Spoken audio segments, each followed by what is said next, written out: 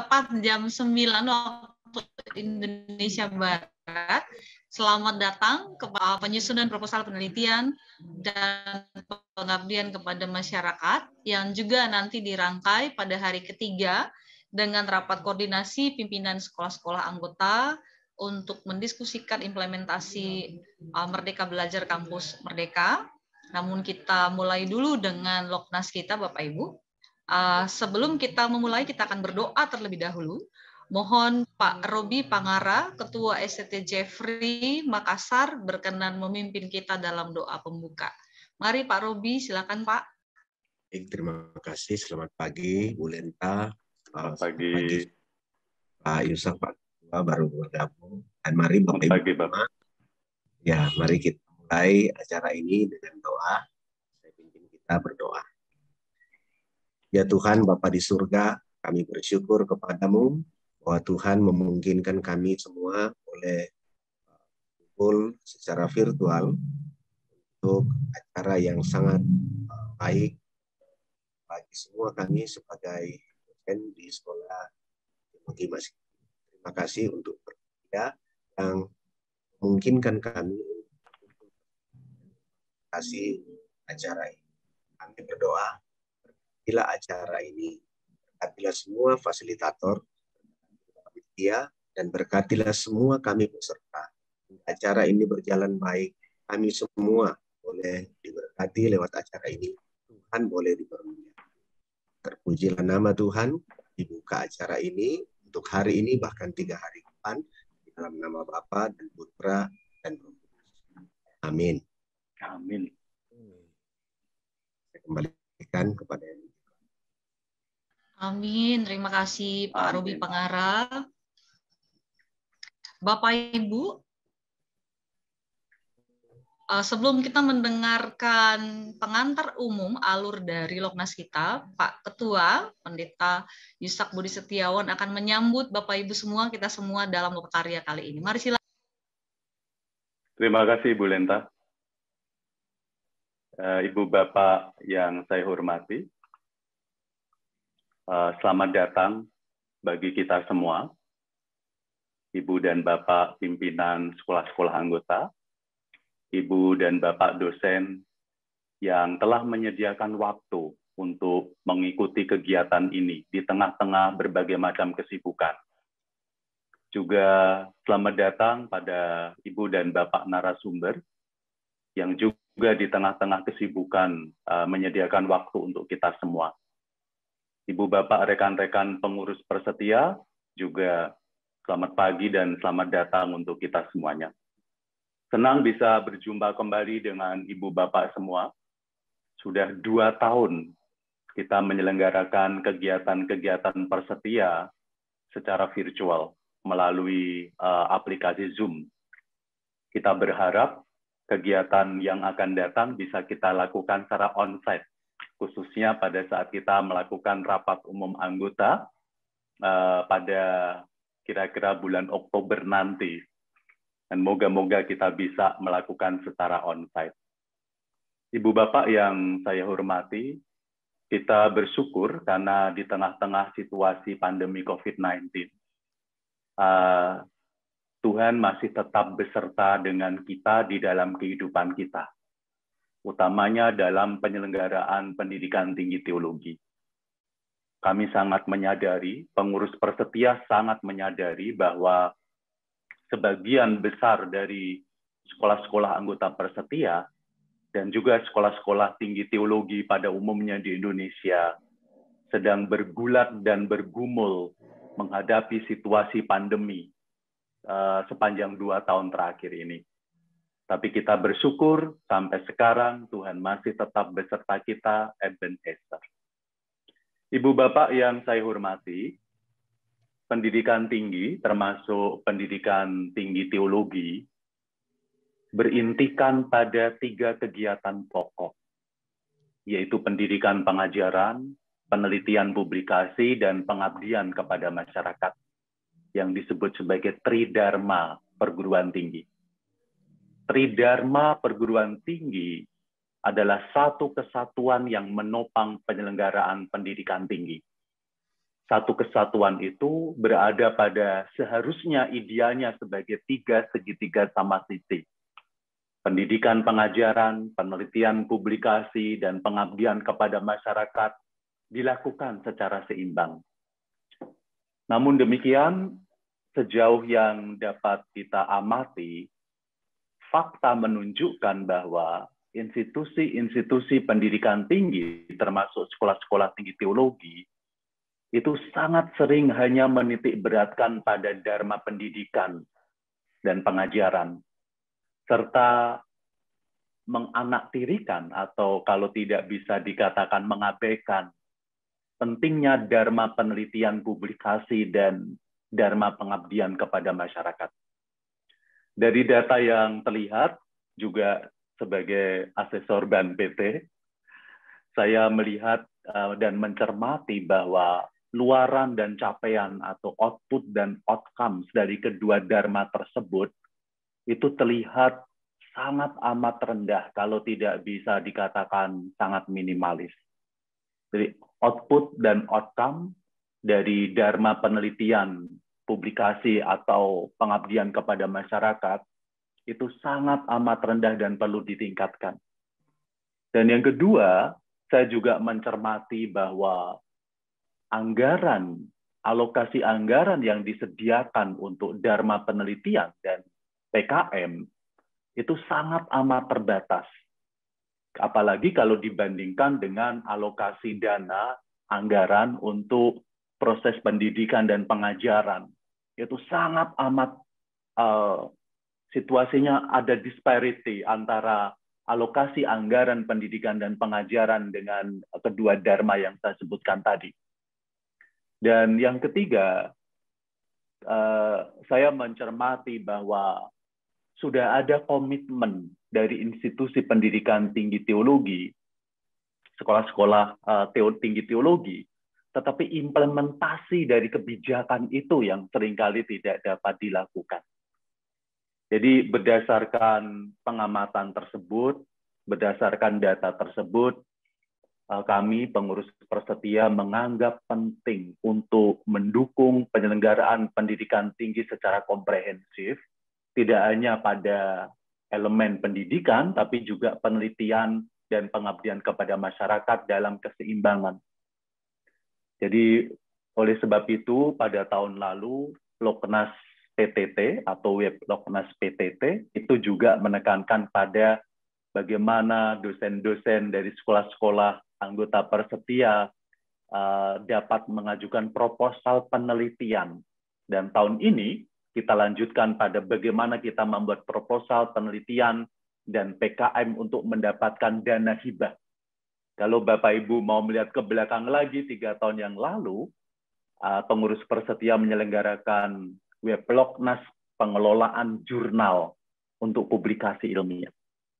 Jadi Ibu dan Bapak, kami pengurus Persetia sangat berharap bahwa kegiatan-kegiatan ini dapat menopang sekolah-sekolah anggota, memperlengkapi utamanya dalam melakukan keseimbangan antara dharma pendidikan dengan dharma penelitian, publikasi, dan pengabdian kepada masyarakat. Pada kesempatan yang sangat baik ini, saya mewakili pengurus Persetia sebagai Ketua Persetia mengucapkan terima kasih banyak untuk narasumber dan pendamping, serta seluruh pengurus Persetia. Terima kasih untuk Ibu Dilat, yang terus Ibu Lenta, yang terus-menerus mensupport kegiatan-kegiatan Persetia. Dan terima kasih untuk Ibu dan Bapak yang telah menyempatkan waktu untuk mengambil bagian di dalam kegiatan ini. Terima kasih untuk Project Officer, yaitu saya sendiri, Yusak, dan Pak Purim. Terima kasih banyak, terutama Pak Purim yang nanti akan menyampaikan pemaparan tentang bagaimana kegiatan ini berlanjut. Mengakhiri sambutan ini, saya mohon maaf karena tidak bisa mendampingi Ibu dan Bapak, karena selama beberapa hari ke depan sampai beberapa bulan ke depan, saya harus melakukan agenda kegiatan yang tidak bisa saya kendalikan sendiri. berkaitan dengan proses pemilihan kepemimpinan di kampus kami di UKSW. Jadi setelah ini Ibu dan Bapak saya harus pindah ke ruang Zoom yang lain. Oleh sebab itu mohon maaf saya tidak bisa bersama dan mendampingi Ibu dan Bapak. Bahkan nanti pada rapat koordinasi, Ibu Asnat, Wakil Ketua 2, akan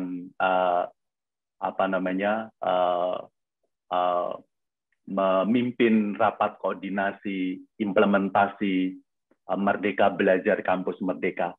Karena tepat pada hari Kamis, pada tanggal yang sama itu, saya tidak bisa menghadiri kegiatan ini karena ada agenda kegiatan yang amat sangat penting dan menentukan.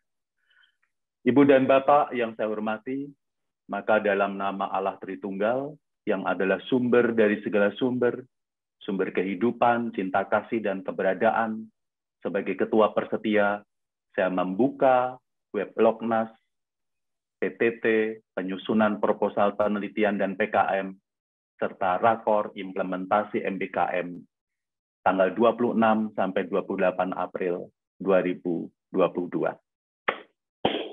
Selamat berweb Loknas, Tuhan memberkati, sampai jumpa, sampai bertemu kembali, sampai kita baku dapa muka dengan muka. Tuhan memberkati, sampai jumpa Bapak Ibu.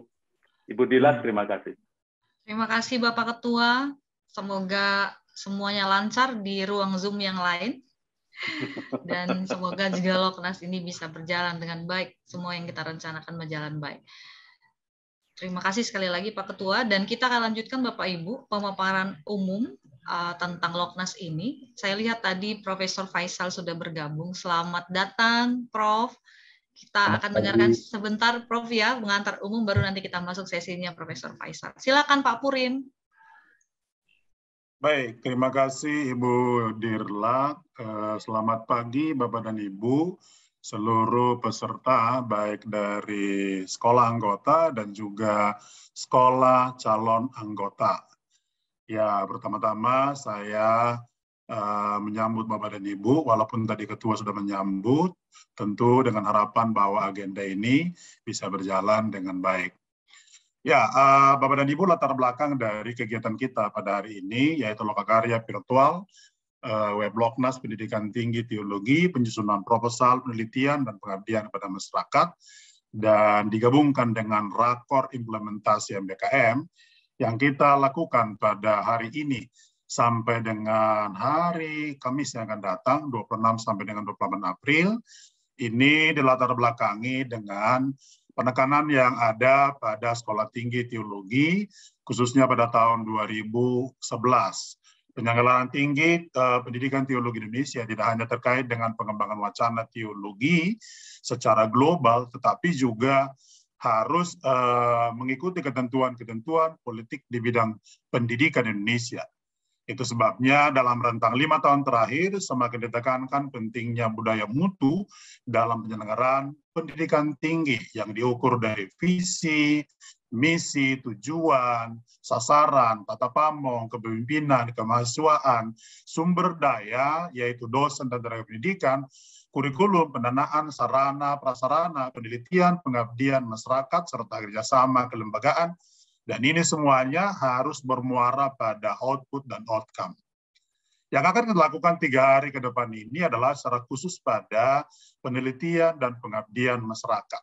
Nah, sejalan dengan kebutuhan itu, Persetia berusaha melakukan berbagai macam kegiatan, upaya-upaya, khususnya program-program yang mendukung untuk penjaminan mutu sekolah-sekolah anggota dan juga calon anggota, dan sudah sekian banyak agenda-agenda yang dilakukan oleh Persetia. Ya, mungkin Bapak dan Ibu yang sudah lama menjadi anggota Persetia, pasti kita tahu beberapa agenda yang sudah kita lakukan di tahun-tahun yang lalu. Yang pertama misalnya kita menjelaskan tentang kebijakan pendidikan tinggi di tahun 2015, kemudian juga kita menyelenggarakan berbagai macam kegiatan termasuk inputting feeder pedidikti, kemudian kurikulum dalam bingkai KKNI, sistem penjaminan mutu internal, kemudian juga borang akreditasi 4.0, pengelolaan penyelenggaraan jurnal, bahkan juga penyusunan proposal penelitian artikel serta jurnal internasional yang sudah kita lakukan pada tahun yang lalu di 2021. Nah, tentu semua ini adalah agenda-agenda yang diperuntukkan untuk sekolah anggota dan juga calon anggota untuk meningkatkan mutu pendidikan tinggi yang ada. Sekali lagi, sebagai lembaga pendidikan tinggi di Indonesia, walaupun bidang yang kita geluti adalah pendidikan dan teologi, maka pada dasarnya memiliki kesamaan dan juga parameter yang sama dengan pendidikan tinggi lainnya. Itulah sebabnya, seperti tadi dijelaskan Pak Ketua dalam sambutannya, tridharma pendidikan perguruan tinggi itu menjadi sangat penting kita kerjakan bersama-sama. Nah, penelitian dan PKM dilakukan oleh dosen-dosen sudah semestinya menjadi hal yang dilakukan secara terampil. Dan untuk hal tersebut dimungkinkan untuk melakukan berbagai macam kegiatan dalam hal tersebut. Namun tidak hanya mengerjakan penelitian dan pengabdian masyarakat tersebut, tetapi juga menggali sumber-sumber yang ada. Ya, dalam realita yang ditemukan oleh Persetia, hanya sebagian kecil dosen-dosen sekolah anggota yang mendapat pendanaan penelitian, khususnya ya yang bersumber dari pemerintah melalui kementerian terkait. Dan juga sangat sedikit dosen-dosen sekolah anggota yang mendapat pendanaan menjalankan PKM dari sumber-sumber dari pemerintah. Nah, ini adalah merupakan persoalan dan juga merupakan hal yang perlu dibincangkan bersama-sama, kemudian dicari solusi, lalu strateginya, sehingga kita dimampukan ataupun kita semua menjadi mampu ya, khususnya dosen-dosen di lingkungan sekolah-sekolah tinggi di Persetia akan mampu untuk membuat berbagai macam model, proposal, penelitian, dan juga PKM yang bisa mendatangkan hibah penelitian dan PKM.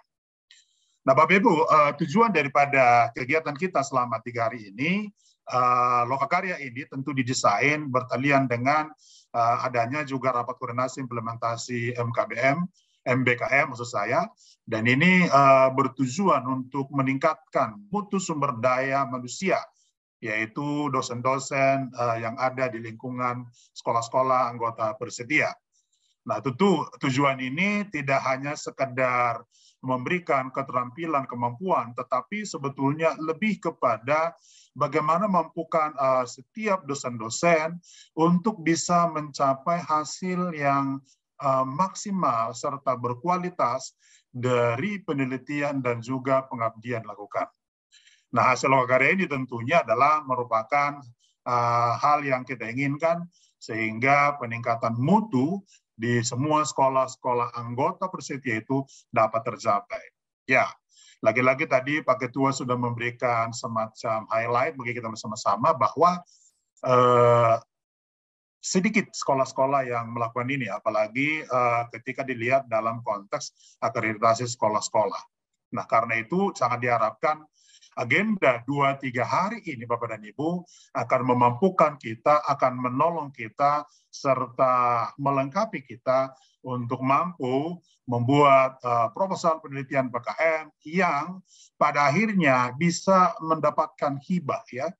Kalau mungkin penelitian dan pengabdian masyarakat yang dilakukan secara personal ataupun internal atas biaya institusi sendiri mungkin sudah banyak kita lakukan. Tetapi ini adalah lebih kepada bagaimana kita mendapatkan hibah dari pemerintah tentunya. Dalam konteks ini ya termasuk dalam konteks kementerian terkait. Nah, karena itulah kegiatan kita selama 3 hari ini, penyusunan proposal penelitian PKM dan rapat koordinasi pimpinan sekolah anggota ini menjadi sangat penting.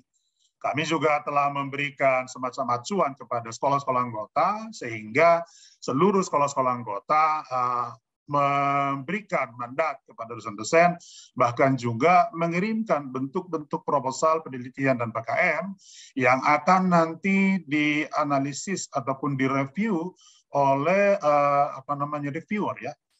Ya, apa tujuannya? Tentu itu akan menolong kita untuk mampu melihat apa hal yang masih kurang di dalam proposal tersebut atau apa yang masih perlu ditambahkan. Nah, karena itu 3 hari ini agenda kita selain pemaparan daripada narasumber, tentu nanti akan ada coaching klinik dalam pengertian akan ada review dari para narasumber yang ditunjuk untuk menolong kita dalam mengevaluasi serta juga nanti memberikan masukan-masukan kepada kita. Nah, karena itu pola dan metode kegiatan kita selama 3 hari ini, yang pertama dilaksanakan dengan lokakarya selama 3 hari. Jadi ada lokakarya. Metode yang dipakai dalam kegiatan ini tentu ada presentasi, diskusi umum, latihan penyusunan proposal penelitian dan PKM, dan semua ini dilakukan dalam bentuk daring. Kegiatan-kegiatan lain tentu akan ada presentasi narasumber dan pelatihan tersebut nanti termasuk juga pembimbingan penulisan proposal. Diharapkan dengan agenda ini semua peserta mampu menangkap bahkan juga mampu menerima semua masukan sehingga kita bisa menyiapkan bentuk-bentuk proposal penelitian dan PKM yang lebih berkualitas. Tentu di hari ketiga nanti akan ada rapat koordinasi pimpinan sekolah anggota, khususnya dalam konteks MBKM, maka kami sangat percaya bahwa agenda ini akan menolong kita untuk bisa menyelenggarakan ataupun mengimplementasikan apa yang disebutkan dengan Merdeka Belajar dan Kampus Merdeka.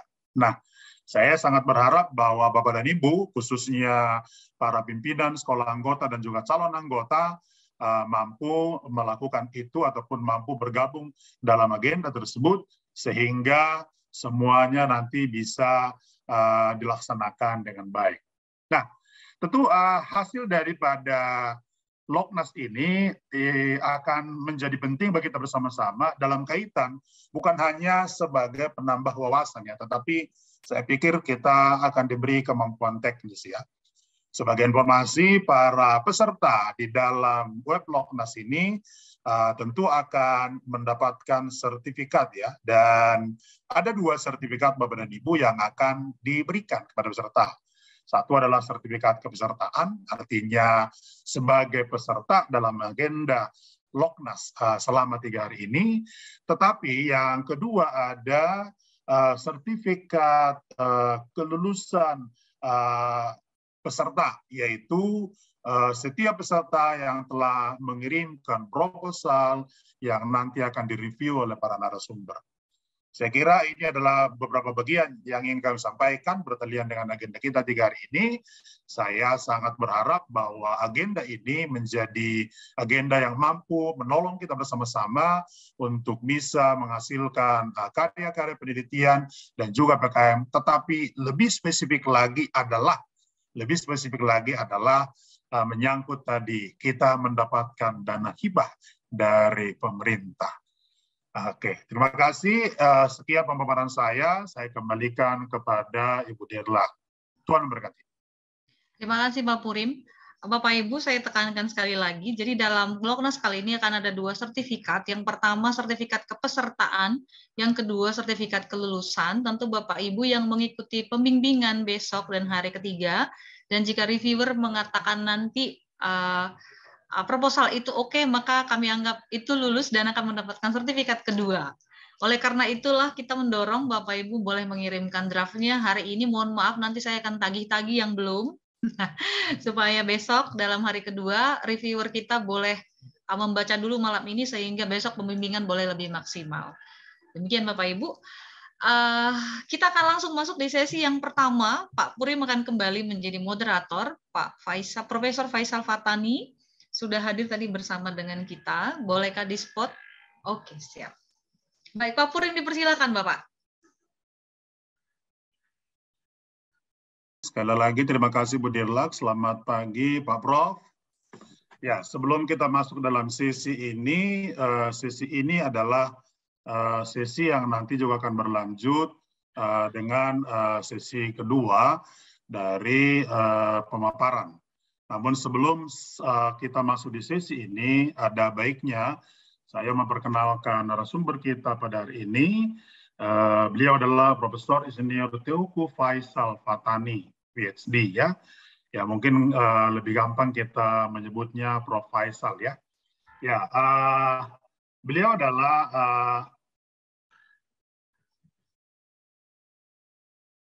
lulus dari Universitas Gadjah Mada tahun 93 S1 Bachelor of Engineering, kemudian lulus dari Universitas Gadjah Mada S2 Magister of Engineering pada tahun 1998-2001 ya. Kemudian melanjutkan pendidikan di Tokyo University of Agriculture and Technology Jepang 2002 sampai dengan 2005. Lalu kemudian melanjutkan ke postdoktoral di Ehime University Jepang 2010 dan juga di Universitas of Iowa USA 2013 sampai dengan 2014. Nah, beliau memiliki ekspor di bidang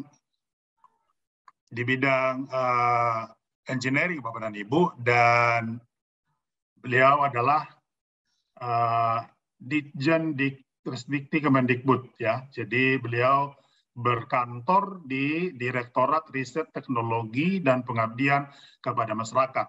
Ya, saya pikir cukup banyak kata-kata beliau, dan saya rasa tidak terlalu penting saya bacakan semuanya karena cukup panjang ini. Yang pasti kita mengenal beliau sebagai orang yang ekspert di bidang penelitian dan juga pengabdian kepada masyarakat. Selamat pagi Pak Faisal. Waktu kita pada hari ini dari pukul 9.30. Tentu Bapak diberikan waktu kurang lebih 45 menit untuk memaparkan hal-hal terkait dengan materi yang akan Bapak sampaikan. Nanti selepas itu tentu akan ada paparan yang kedua, setelah itu baru akan ada ruang diskusi untuk seluruh peserta. Saya persilakan waktu selanjutnya kepada Pak Faisal. Terima kasih. Baik, terima kasih Pak Purim. Semoga suara saya dapat terdengar dengan baik ya. Jelas Pak, jelas Pak. Selamat pagi, salam sejahtera bagi kita semua. Salam sehat Bapak Ibu sekalian. Sangat berbahagia hari ini kita dapat hadir dalam majelis ini dalam keadaan sehat semua. Dan semoga dalam seharian kita menghasilkan diskusi-diskusi yang produktif yang juga secara langsung dapat mendorong peran serta para anggota dari Persdia dalam kegiatan penelitian dan pengabdian pada masyarakat. Sebenarnya saya dalam forum ini sangat ingin berinteraksi langsung juga ya, termasuk dengan Pak Ketua tadi, Dr. Yusak ya, tapi karena kesibukan beliau, mungkin ada wakil Persdia dan juga para pengurus di sini yang dapat berdiskusi secara langsung. Karena sesungguhnya sumber-sumber pendanaan untuk penelitian dan pengabdian pada masyarakat cukup banyak, dan nanti coba kita diskusikan di peluang-peluang mana kira-kira anggota Persdia ini dapat terlibat ya. Baik, saya izin share screen.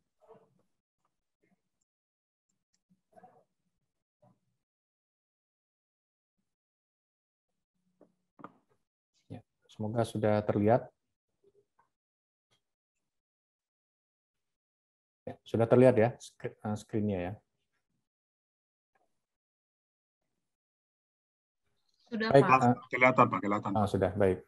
Jadi Bapak Ibu sekalian, saya kira semoga dalam setengah jam saja saya akan menjelaskan bagaimana transformasi pendidikan tinggi di Indonesia, kemudian khususnya bidang pendidikan dan pengabdian pada masyarakat, sekaligus juga untuk menjawab pertanyaan utama yang saya baca dari TOR, yaitu untuk membuka peluang dari anggota dan calon anggota dari Persdia ini dalam kegiatan penelitian dan pengabdian pada masyarakat. Secara detail nanti saya melihat ada 4 pakar penyusun panduan penelitian dan pengabdian pada masyarakat. Nanti ada Prof. Hotniar Seninggo-Ringgo yang akan hadir terkait dengan penelitian. Kemudian ada Prof. Senior saya di UGM, Prof. Wisnu Nur Cahyo.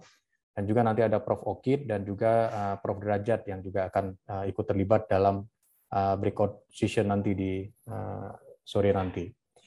Jadi saya coba menjelaskan suatu kebijakan besar Bapak Ibu agar kita semua memahami apa kira-kira transformasi yang dibawa dan kemudian peluang-peluang apa yang ada di depan kita sekaligus juga tantangan.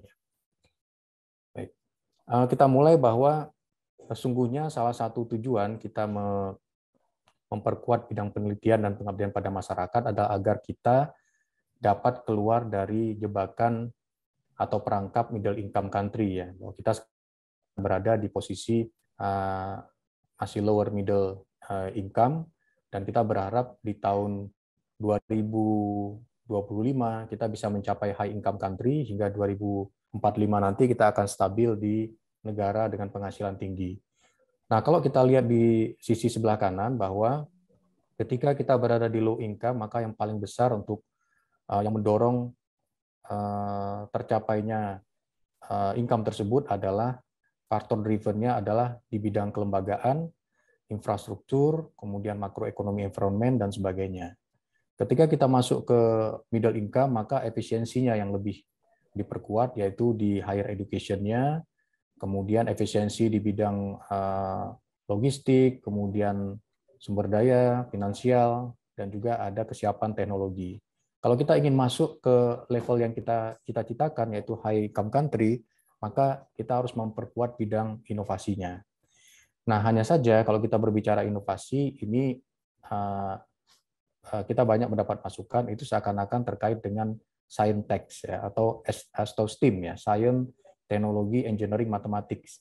Sementara sosio-humaniora kok rasanya tidak terlibat di sana, di dalam inovasi. Tapi sesungguhnya tidak sesederhana itu. Nanti kita bisa lihat dalam paparan-paparan berikutnya bahwa kita juga menaruh perhatian besar di bidang sosio-humaniora juga.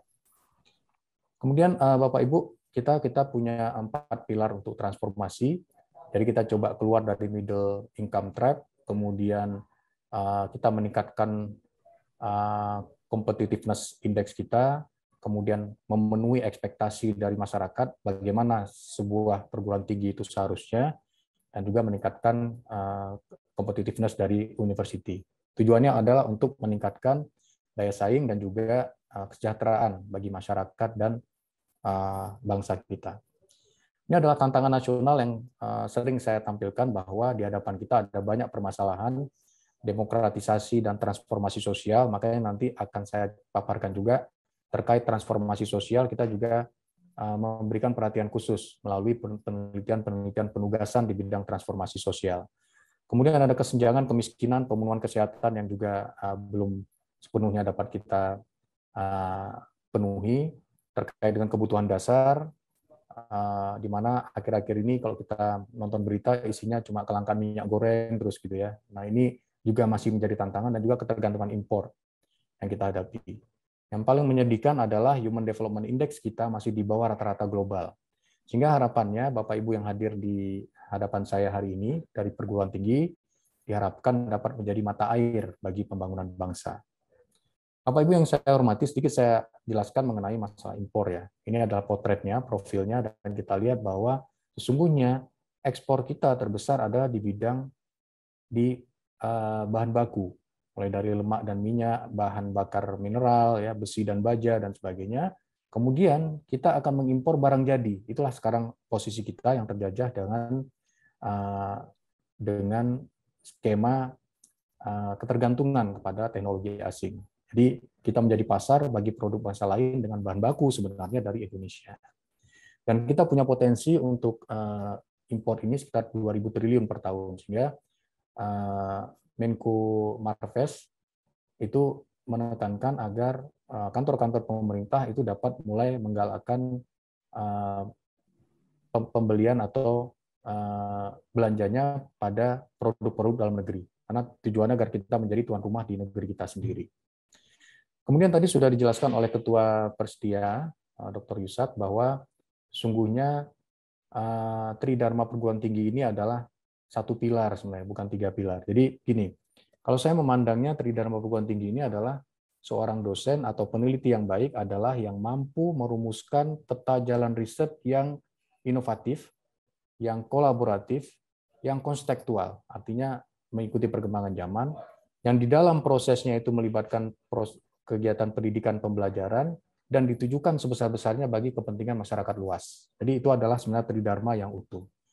Sehingga kita bisa melihat dari penelitian, itu akan menghasilkan invensi, inovasi, saintek, seni budaya, yang kemudian diimplementasikan melalui kegiatan pengabdian pada masyarakat, dan kemudian dalam proses ini melibatkan kegiatan pendidikan pembelajaran untuk membentuk future leader, human capital yang berjiwa entrepreneur. Di sanalah sebenarnya university. Jadi kalau misalnya para dosen hanya mengajar saja, itu mungkin baru monodharma ya, belum tridharma. Jadi belum menjadi dosen yang seutuhnya. Sehingga peran penting pendidikan tinggi adalah sebagai motor untuk pembangunan berkelanjutan, menyiapkan kreatif dan kompetitif human capital dan tulang punggung bagi inovasi bangsa. Saya lanjutkan. Jadi kuncinya adalah menyiapkan sumber daya manusia yang unggul dan utuh. Presiden Jokowi berkali-kali mengatakan unggul saya tidak cukup.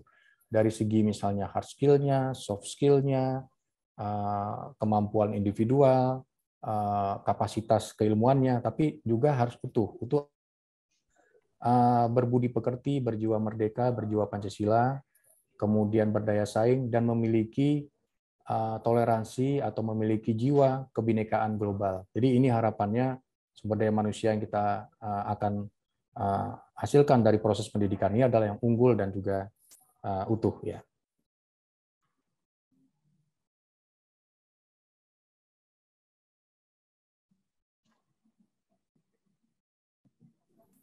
Ya, saya lanjutkan, maaf.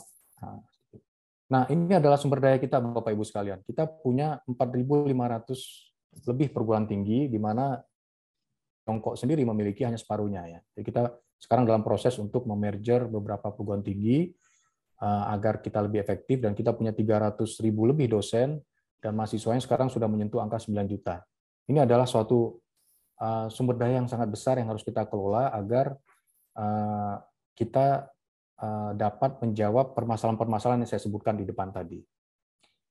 Nah, sekarang kita lihat dampak dari revolusi industri 4.0. Ada 23 juta pekerjaan yang akan digantikan otomasi tahun 2030, ada peluang-peluang kerja baru hingga 46 juta, 10 juta yang tidak pernah kita kenal sekarang ini, dan harapannya agar bagaimanapun tujuan dari pertemuan ini, karena kita dari dunia pendidikan, adalah untuk menghasilkan skill dan kompetensi baru bagi anak didik kita yang lebih adaptif, yang pembelajar yang lebih luas, agile learner, kemudian self-directed entrepreneur, mampu menyelesaikan problem kompleks, memiliki digital literasi yang baik, dan juga memiliki pendekatan disciplinary, multidisciplinary yang baik. Nah, sekarang ada permasalahan, karena kebetulan sebenarnya kalau penelitian pengabdian pada masyarakat serta MBKM ini bukan dua hal yang terpisah sama sekali ya, sebenarnya dia saling terkait. Dan permasalahan sekarang ini adalah ada silo di sana, ada gap antara apa yang ada di pendidikan atau penelitian dan apa yang ada di dunia kerja nantinya. Jadi ada mata rantai yang harus kita perhatikan, karena selama ini kalau kita ingin melakukan penelitian adalah kadang-kadang kita pikirkan apa yang kita bisa, gitu, apa yang kita mau, atau apa yang kita suka gitu ya. Ternyata itu bukan sesuatu yang dibutuhkan di masyarakat atau dunia kerja. Jadi kita harus melihat ada gap di sini yang harus coba kita pecahkan. Sehingga untuk Dirjen Dikti sendiri, maaf tadi saya ralat Pak Ketua tadi yang Pak Moderator, bahwa saya bukan Dirjen tapi PLT, Direktur untuk Kegiatan Ristek, Riset Teknologi dan Pengabdian pada Masyarakat ya. Kalau Dirjennya Prof. Nizam. Jadi arah kebijakannya, jadi ada 5 kurang lebih. Jadi yang pertama, partisipasi pendidikan tinggi kita tingkatkan, mutu dan relevansinya, mutu dari dosen dan pendidiknya, penguatan sistem tata kelola, dan yang terakhir menguatkan riset, inovasi, dan pengabdian pada masyarakat. Nah, yang nomor 5 ini adalah tugas saya. Kalau kita breakdown lagi, nomor 5 ada 4 tujuan utama yang pegangan saya selama ini dalam Renstra, yaitu meningkatkan relevansi dari riset dan pengabdian pada masyarakat, SDM-nya ditingkatkan, mutunya juga, dan publikasi, dan terakhir adalah kerjasama riset dan PKM. Jadi Bapak-Ibu, selain dibukanya program-program riset kompetitif ya, yang kemarin melalui Simrip Tatmas, itu juga kita bertanggung jawab untuk menguatkan kekayaan intelektual.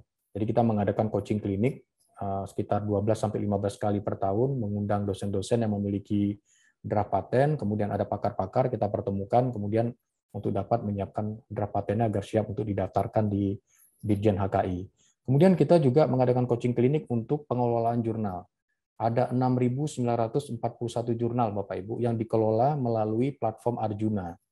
Itu oleh direktorat kami juga. Tidak hanya dari pendidikan tinggi, tapi juga dari kementerian lembaga lain. Selama ada atau asosiasi profesi membuat jurnal dan ingin diakreditasi Sinta 1 sampai Sinta 6, maka melalui platform tersebut. 110 diantaranya sudah terindeks Scopus dan ada 180 lagi dalam proses untuk terindeks Scopus. Kita mengadakan coaching klinik sampai mungkin 15 kali, 20 kali setahun, mengundang pakar-pakar untuk dapat membimbing atau memberikan pembimbingan, tutor kepada para pengelola jurnal agar jurnalnya dapat terakreditasi. Sehingga saya belum tahu, nanti mungkin mohon diinfokan oleh Ibu Wakil Ketua atau Pak Moderator, apakah Persetia ini sudah memiliki jurnal dari asosiasi profesi ini. Karena ada banyak asosiasi profesi dan mereka membuat jurnal sehingga para anggotanya dapat berinteraksi dari berbagai dalam dan luar negeri untuk kemudian publikasi karya-karyanya di jurnal tersebut, bahkan terindeks Scopus. Itu juga bagian tugas kami untuk mendorong. Kemudian satu lagi adalah juga untuk artikel jurnal. Jadi para peneliti yang ingin menyiapkan artikel jurnal juga kita buka kesempatan, ada banyak coaching klinik yang kita akan buat di seluruh Indonesia, para pakar-pakar yang berpengalaman untuk kemudian dapat mendorong agar publikasi kita dapat meningkat, sehingga salah satu program World Class University juga dapat tercapai, salah satunya melalui publikasi dan juga citasi yang baik. Dan juga ada banyak kerjasama riset Bapak Ibu, terutama yang sangat kita kawal benar adalah kalau dia G2G ya, misalnya kerjasama dengan pemerintah Prancis, itu dalam nama forum Nusantara, kemudian dengan pemerintah Jepang, Asia, kemudian dengan Uni Eropa, dengan Belanda, dengan Australia, dan sebagainya. Jadi ada banyak juga kegiatan-kegiatan kerjasama riset yang juga melalui direktorat kami. Nah, kemudian untuk Kampus Merdeka sendiri, itu ada memang 4 kegiatan utama. Kalau kita lihat, yang pertama adalah yang nanti akan dibahas mungkin di hari berikutnya, yaitu MBKM. MBKM dengan dana mendekati 2 triliun, kemudian ada kompetisi Kampus Merdeka, 0,5 triliun, ada matching fund hampir 1 triliun ke Dereka, dan juga ada insentif BioPTN.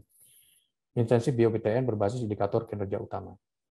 Nah, jadi sekarang perguruan tinggi diarahkan untuk mengikuti program kompetisi Kampus Merdeka, ada 8 indikator kinerja utama di sana.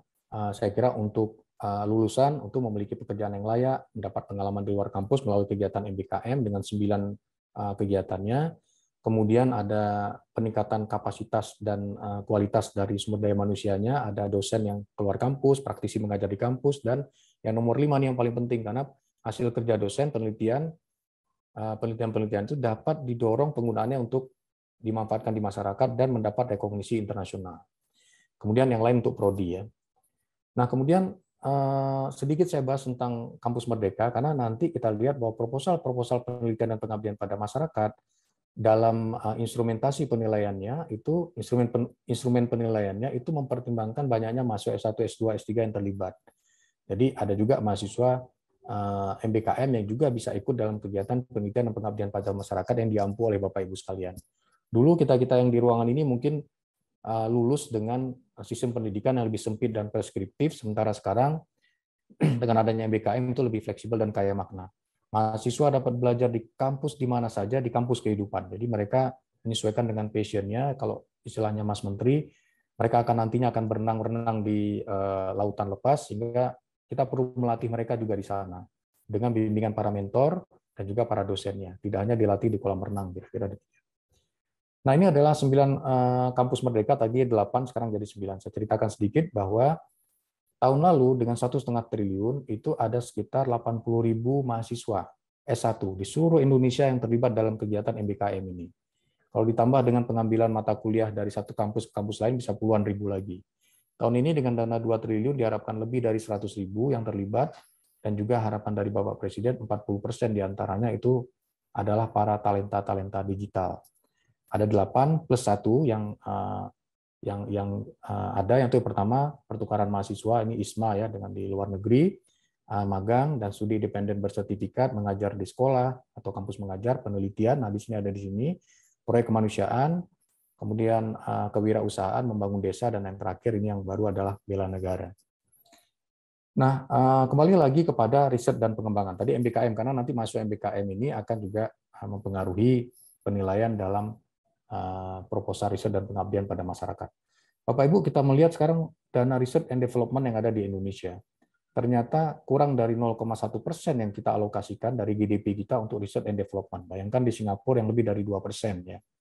Kemudian gambar di sebelah kanan ini lebih miris lagi, bahwa di Thailand sendiri 73% dana untuk riset and development datangnya dari dunia usaha, dunia industri, dari swasta. Kalau di kita itu baru 26%. Sisanya adalah 39% dari pemerintah dan 35% dari perguruan tinggi, SPP mahasiswa.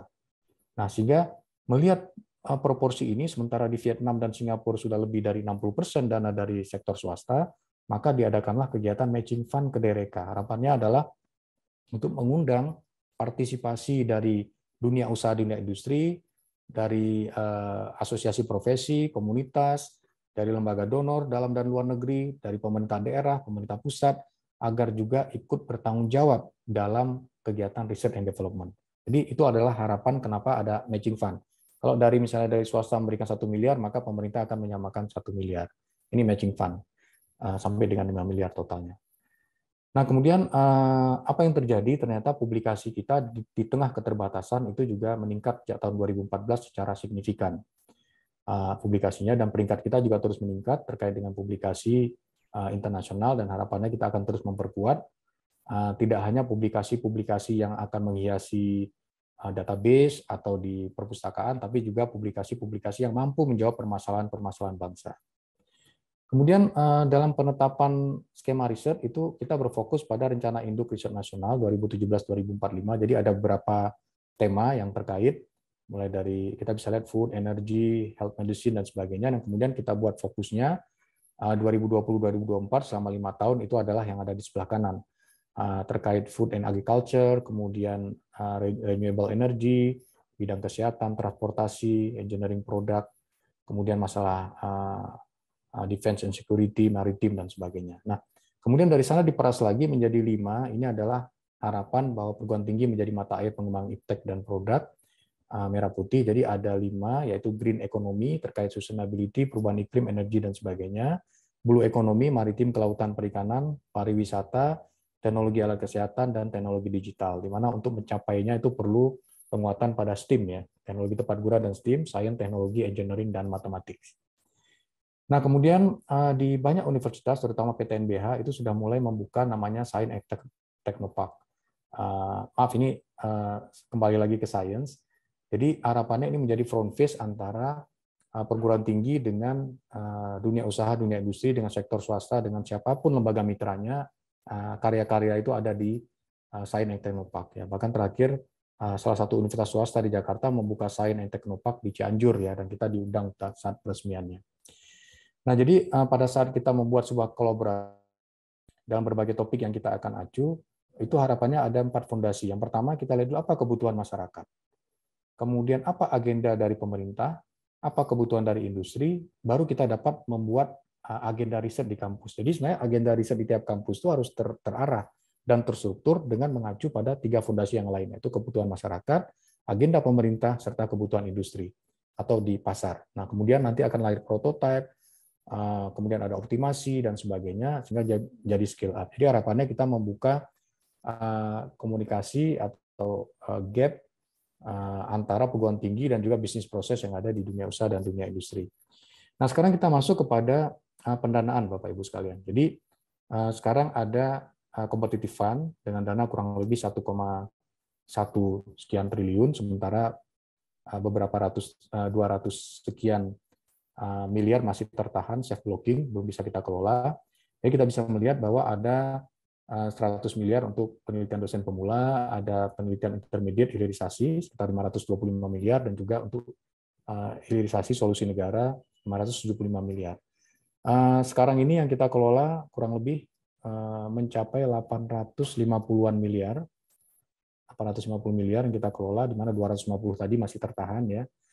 Dan kemudian kita melihat ada perubahan-perubahan mendasar yang dilakukan di kebijakan tahun ini. Misalnya Bapak Ibu, ya, sekarang block grant sudah tidak diadakan. Kalau dulu ada block grant khusus PTNBH, ada dana yang kita alokasikan, misalnya 150 miliar, kemudian ini nanti akan dibagi ke PTNBH, dulu 12, sekarang jadi 16 PTN, lalu mereka menentukan target misalnya publikasinya berapa ratus publikasi, patennya, dan sebagainya. Jadi ada block grant. Kalau sekarang ditiadakan, semuanya masuk jalur kompetisi, tapi sesungguhnya dana yang didapat oleh PT MBA kurang lebih sama dengan yang sebelum-sebelumnya sebenarnya.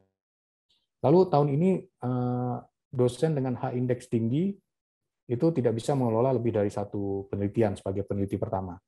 Jadi kalau dulu bisa 2, 3, 4 ya, sekarang hanya boleh 1 dan 1 sebagai anggota. Kenapa? Karena dosen-dosen yang memiliki H-index tinggi, memiliki perwarupa, prototipe, memiliki kolaborasi banyak dengan berbagai mitra, itu didorong untuk ke sebelah kanan, yaitu ke matching fund dengan dana hampir 1 triliun. Dengan bermitra, maka mereka mendapat dana yang bisa sampai 5 miliar untuk satu proposalnya. Kemudian yang tadi saya sebut bahwa maksimal hanya boleh 1, itu di luar skema dana. Jadi PTM, PDD, PMDSU untuk master dan doktor itu tidak termasuk dalam kuota itu. Dan penelitian penugasan. Jadi ada beberapa peneliti yang sudah menjadi peneliti utama, di riset dasar misalnya atau riset terapan, dia kemudian mendapat penugasan dari kementerian untuk melakukan riset khusus. Nah, kira-kira demikian. Lalu prioritas penelitiannya nanti ada yang seperti tadi 5 yang saya sebut, lalu kita juga akan menseminarkan, dipublikasi, dan dipatenkan, itu juga menjadi tanggung jawab dari direktorat kami. Nah, kemudian sebelum nanti saya bahas secara terbuka mengenai peluang risetnya, saya jelaskan sedikit tentang Kedereka. Jadi Kedereka ini tidak harus kita punya prototipe atau perwarupa atau barangnya gitu. Bahkan ide saja itu kalau kita punya mitra yang tertarik dengan ide tersebut, kita bisa dorong ke Kedereka. Jadi ini semacam biro jodoh menghubungkan antara insan akademik yang menghasilkan kreasi reka dan peluang ciptanya dari mitra, dari berbagai mitra. Kita bisa lihat bahwa tahun lalu itu database-nya sudah mencapai, tahun lalu ya, itu dengan dana 250 miliar untuk pendidikan tinggi, di Diksi ada sekitar 80 miliar, itu ada 20-an ribu database di sana. 18.000 adalah kreasi cipta dari insan akademik, dan 2.000-3.000 diantaranya adalah permintaan atau peluang cipta dari dunia usaha dan industri, dari pemerintah pusat, daerah, dari asosiasi profesi, lembaga donor, LSM, dan sebagainya.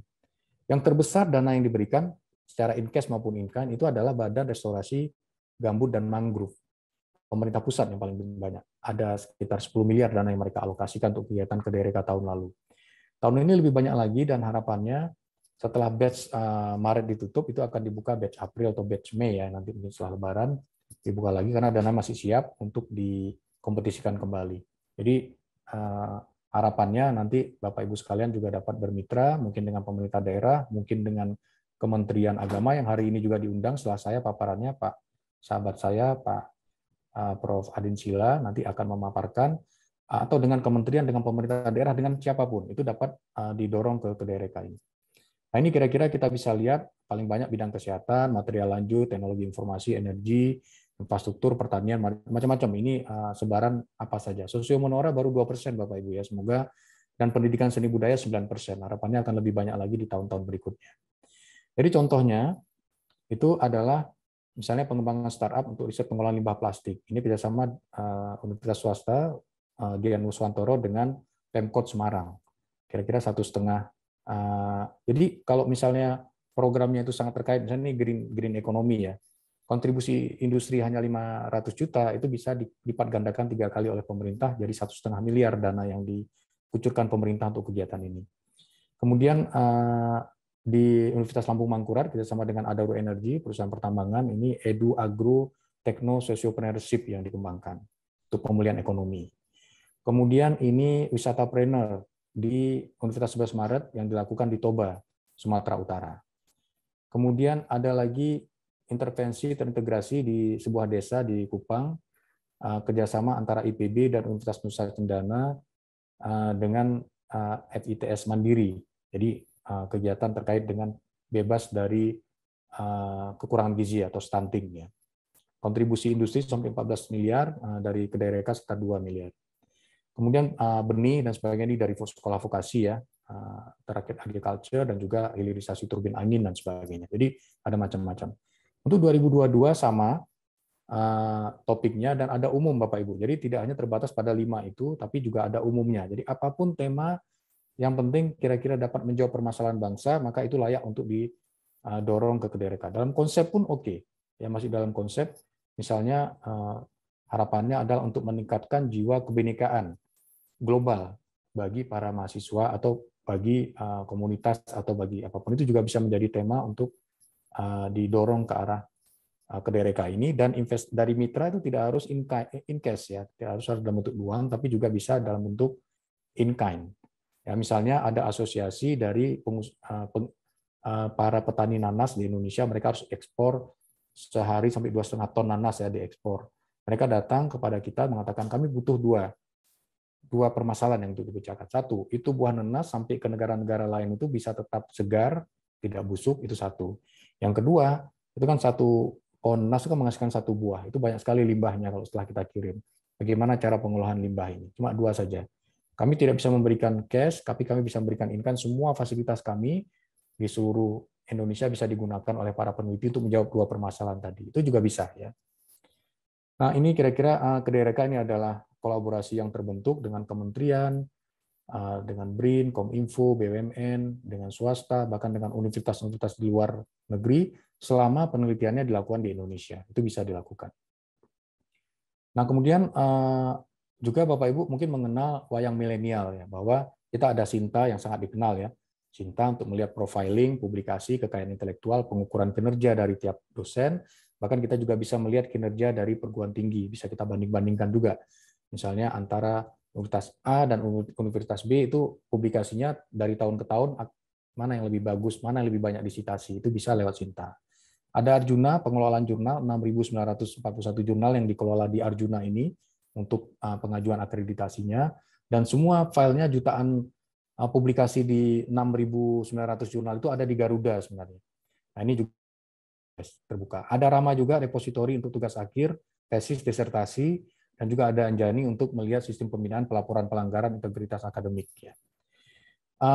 Saya akan masih diskusi terbuka setelah ini, jadi saya mengutip Bapak Pendidikan pertama di Indonesia, Ki Hajar Dewantara, mengatakan, make a teacher out of everyone and a school out of every place. Jadi belajar bisa di mana saja di kampus kehidupan, sejalan dengan disampaikan oleh filsuf Yunani, Lysius Seneca, bahwa belajar itu bukan untuk sekolah, tapi untuk kehidupan. Demikian kira-kira. Kemudian mungkin secara terbuka saya ingin memaparkan sedikit begini Bapak Ibu, bahwa skema penelitian itu bisa banyak, termasuk kolaborasi dengan dalam dan luar negeri ya. Karena di luar negeri, saya dari Perancis, mereka mengatakan siap mendanai 10 proposal riset, dan juga peneliti di Indonesia akan dikirim untuk berada 2-3 bulan di Perancis.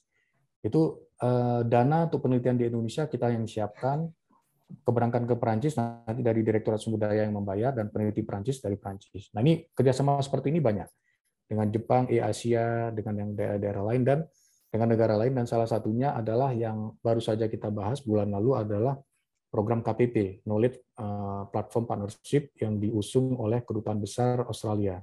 $50 juta dalam 5 tahun Bapak Ibu dananya, untuk semua jenis, untuk semua bidang riset, dan kita diminta untuk ikut mengarahkan.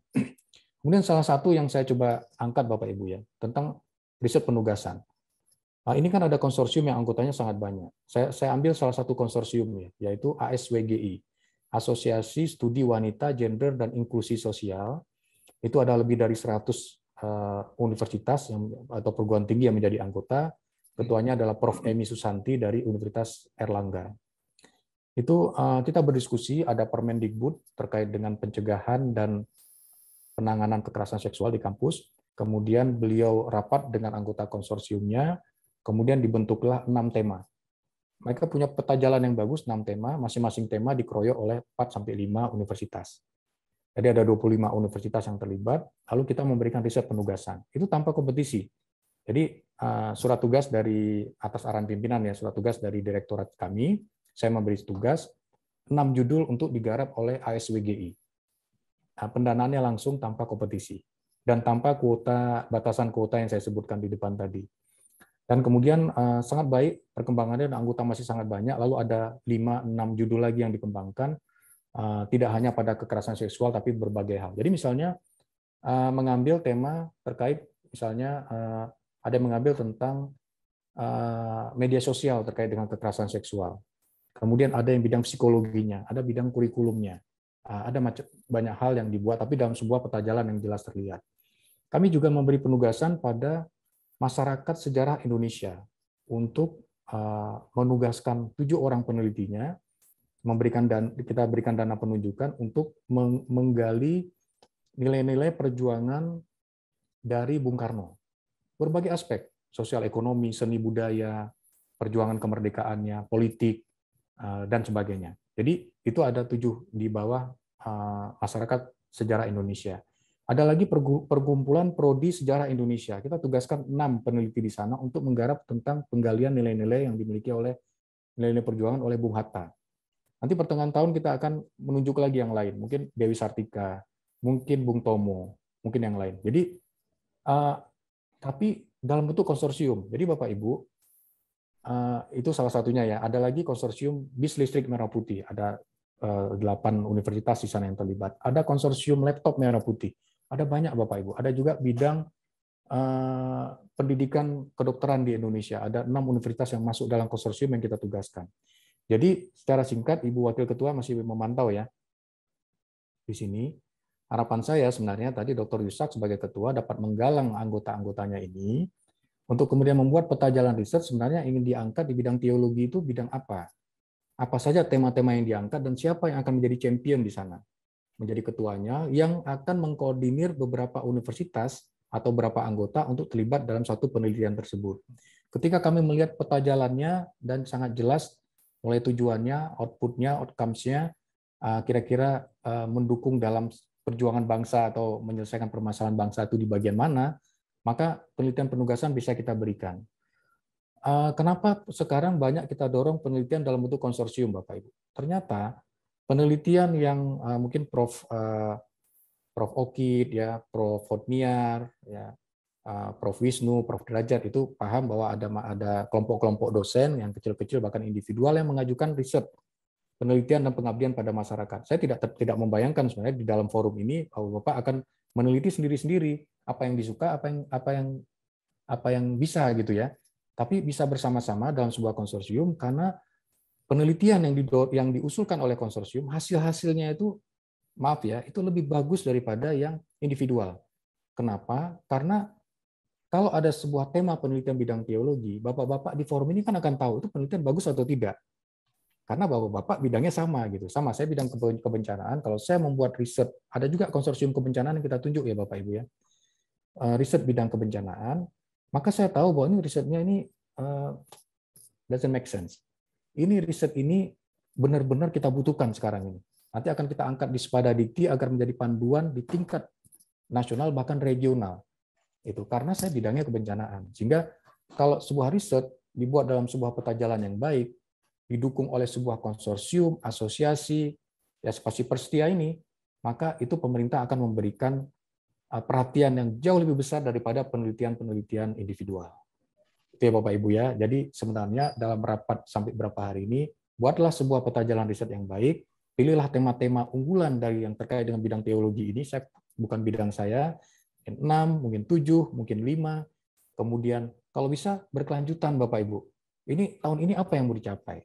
5 tahun lagi apa? 25 tahun lagi apa yang dicapai? Tantangan kita sangat besar, terutama dalam mengangkat, memberikan bekal kepada mahasiswa-mahasiswa kita nanti agar mereka lulus sebagai seorang pembelajar Pancasila yang memiliki dan menghargai nilai-nilai kebinekaan global. Itu sudah tantangan yang sangat besar sekali, dan itu ada di pundak kita semua sebenarnya Bapak Ibu. Mohon maaf apabila ada kekurangan, terbuka untuk diskusi Bapak Ibu ya. Untuk itu saya kembalikan lagi kepada Pak Moderator. Terima kasih. Assalamualaikum warahmatullahi wabarakatuh. Selamat siang, salam sejahtera, salam sehat bagi kita semua. Baik, terima kasih Prof. Faisal dan Bapak Ibu, paparan yang sangat luar biasa bagi kita dan juga mendorong bersetia untuk membuat sebuah roadmap penelitian, tentu kajian khusus tentang pendidikan dan teologi di Indonesia, sehingga mungkin nanti itu akan menjadi sebuah ajuan proposal yang bisa disampaikan kepada kementerian seperti itu. Baik, Bapak dan Ibu yang ingin bertanya, kita punya waktu untuk Pak Prof. Faisal hanya 20 menit karena Prof. Faisal setelah ini akan ada agenda yang lain.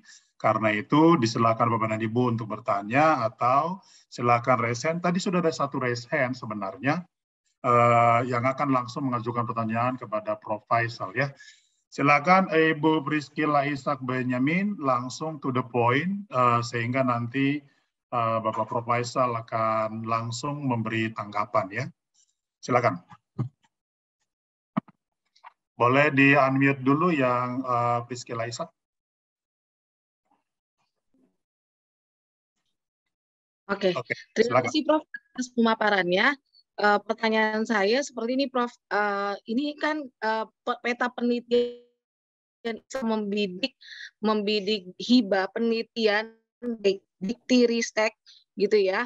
Tapi sekolah-sekolah yang berada di bawah, saya pernah mengajukan untuk menjadi operas untuk STT Battle Indonesia Jakarta, dan itu dibalas dengan sebuah surat yang mengatakan bahwa kami tidak bisa menjadi anggota ataupun mendapatkan operator SIMLIP Tamas karena kami tidak dibawa Kemendikbud, seperti itu sih, karena kami dibawa Kemenak. Nah ini berarti menjadi masalah bagi kami, Prof, karena kan mayoritas Bapak Ibu ada di sini kami dibawa Kemenak, berarti it means kan kami mesti untuk mendapatkan hibah penelitian yang ada di Distekristik, seperti itu sih Prof.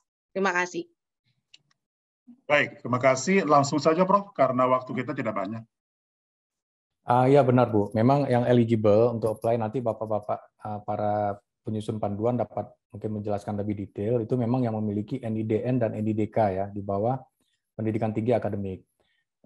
Untuk vokasi pun nanti dikelola oleh vokasi, tapi sebenarnya di dalam tugas saya itu bahwa untuk kebijakan penelitian dan pengabdian pada masyarakat itu ada di Dikti sebenarnya.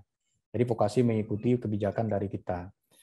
Nah untuk perguruan tinggi di bawah Departemen Agama saya kira memang belum bisa apply langsung, tapi bisa begini Pak, salah satu solusinya agar di dalam keanggotaan Prasetya ini kan ada yang juga sekolah tinggi atau universitas di bawah Dikti ya, mesti ada. Nah itu nanti bisa diangkat menjadi anggota untuk menjadi peneliti utamanya yang akan misalnya mendapatkan riset penugasan, lalu anggota-anggotanya bisa dari mana saja. Anggotanya bahkan dari swasta atau dari LSM, dari mana saja bisa kalau swasta, kalau anggotanya. Tapi untuk ketua tim itu memang harus yang memiliki NIDN dan NIDK di bawah pendidikan tinggi akademik. Nanti mungkin lebih jelasnya kalau untuk keagamaan nanti ada Mbak Adin Sila yang akan menjelaskan nih. Saya kira itu Bu, tapi memang di SIMLIP Tamas sendiri memang langsung tertolak apabila tidak masuk di dalam naungan pendidikan tinggi. Saya kira demikian. Baik, terima kasih Prof. Faisal penjelasannya. Ibu Priscilla, itu adalah catatan dan juga penjelasan yang diberikan. Kita kepada penanya yang kedua, ada Ibu Asnat Natar, yang juga adalah pengurus Prasetya. Ya, silakan Ibu. Ya, terima kasih Pak. Mau tanya tentang pengajuan penelitian. Saya sih udah beberapa kali mengajukan Pak, tapi gagal terus. Jadi teman-teman bilang, belum 7 kali kamu itu, gitu kan. Jadi udah 3-4 kali. Nah kadang masalahnya bukan pada kontennya, bukan pada isinya. Tapi misalnya, anggarannya harusnya dibagi-bagi sekian-sekian, gitu kan. Atau yang lain, pokoknya yang masalah itu teknis. Nah, bisakah Pak masalah teknis ini jangan dipersulit gitu loh, supaya kita juga punya peluang untuk meneliti gitu. Nah, ini saya jadi tobat gitu, trauma Pak. Udah 3-4 kali ditolak terus gitu. Jadi nggak mau lagi mengajukan gitu. Karena yang menjadi persoalan adalah di teknisnya, bukan di kontennya atau isinya. Seperti itu bagaimana Pak? Supaya yang lain-lain ini bisa semangat juga, saya juga bisa semangat lagi untuk meneliti gitu. Kalau masalah teknis menjadi kendala terus ya susah gitu. Yang lain juga pasti nggak akan berani untuk mengajukan. Seperti itu Pak. Baik, langsung Pak boleh direspon Ibu Asnat. Ya. Baik Bu. Jadi memang namanya riset kompetitif ya Bu ya. Riset kompetitif ini sangat kompetitif. Jadi tahun lalu ada 25.000 proposal Bu yang masuk. 25.000 di mana yang didanai sekitar 3.800-an ya. Tahun ini yang masuk 44.000 Bu, proposalnya. Jadi 2.500-an adalah riset lanjutan dan nanti kita akan menerima sekitar 4.000 lagi. Jadi bisa dilihat 1:11 ya. Jadi satu pemenang itu menggeser 11 yang lain. Nanti mungkin dalam beberapa hari ini nanti para pakar dapat menjelaskan kira-kira hal apa saja yang dapat mempengaruhi penilaian. Karena begini, karena kita dosen, maka kan kita orang yang sangat mudah memahami panduan sebenarnya. Jadi panduan itu sudah dituliskan nanti cara mengacu referensi itu seperti ini loh ya, pakai nomor misalnya.